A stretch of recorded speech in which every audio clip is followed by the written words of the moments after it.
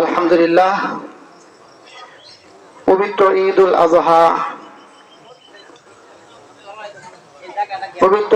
আজহার নামাজে উপস্থিত আছেন অত্র ঈদগাহ মাঠের সম্মানিত সভাপতি, উপস্থিত আছেন আমাদের সম্মানিত অত্র ঈদগাহ মাঠের সাধারণ সম্পাদক এবং কমিটি বৃন্দ এবং বৃহত্তর এই চকবন্দি এলাকার সকল স্তরের সম্মানিত মুসল্লিয়ান ইকরাম, মুরব্বিয়ান ইজাম।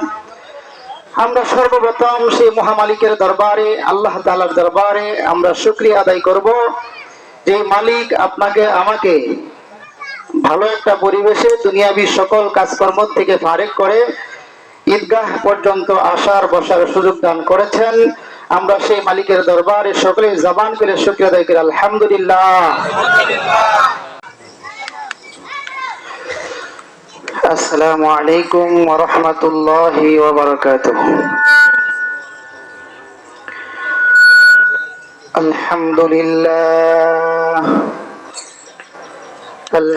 আলহামদুলিল্লাহি নাহমাদুহু ওয়া নাস্তাঈনুহু ওয়া নাস্তাগফিরুহু ونعوذ بالله من شرور أنفسنا ومن سيئات أعمالنا من يهده الله فلا مضل له ومن يضلله فلا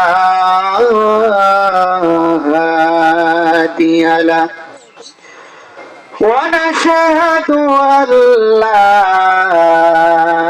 إله إلا الله وحده لا شريك له أما بعد فأعوذ بالله من الشيطان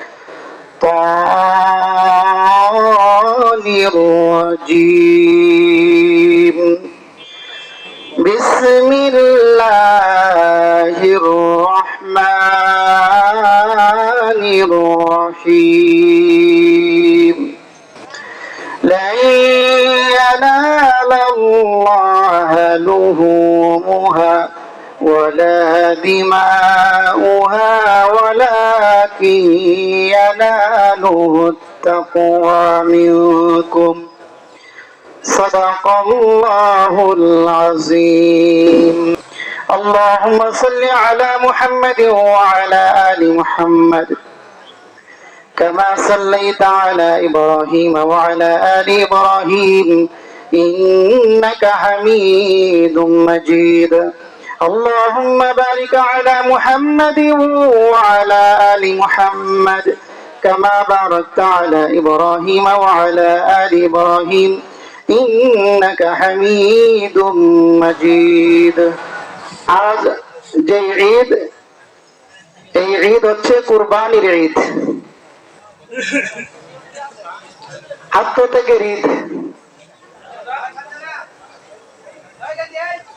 এই ঈদের দিনটা, এই কুরবানির ঈদটা, এটা হযরতে ইব্রাহিম আলাইহিস সালাতু ওয়াস সালাম থেকে আমরা পেয়েছি।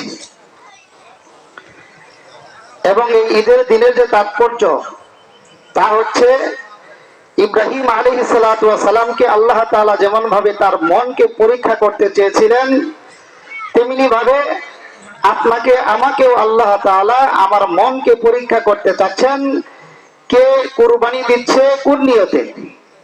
গরু, খাসি, ভেড়া ইত্যাদি যাই আমরা কুরবানি করি না কেন, এই কুরবানি পশুগুলা যে আমরা জবাই করব কাকে খুশি করার জন্য এবং সে আন্তরিকভাবে আল্লাহ তাআলাকে সন্তুষ্ট করার জন্য প্রস্তুত কিনা, মূলত এই মনের পরীক্ষাই হচ্ছে এই কুরবানি।